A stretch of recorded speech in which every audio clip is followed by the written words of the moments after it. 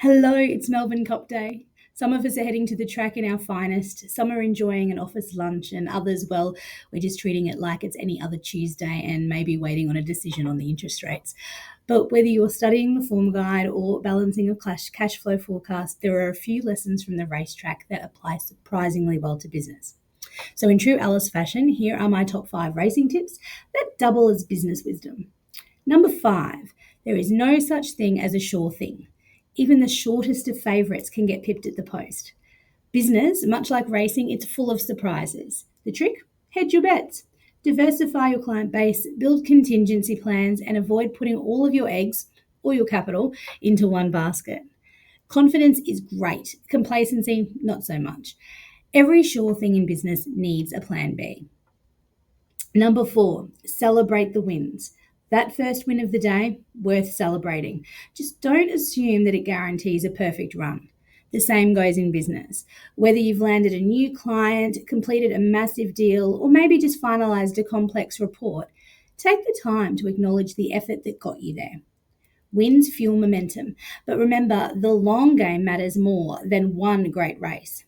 Keep the champagne on ice, but pour a glass when you've earned it. Number 3, know when to pull the plug. We've all seen it.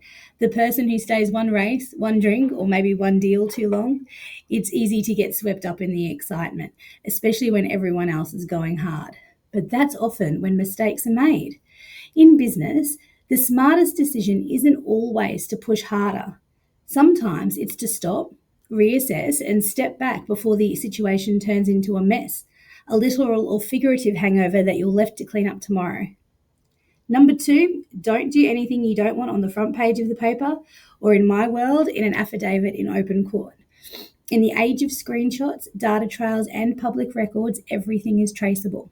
What feels like a harmless joke or a creative transaction description could one day resurface when you least expect it. Your reputation is your most valuable asset. Protect it like a prized pony.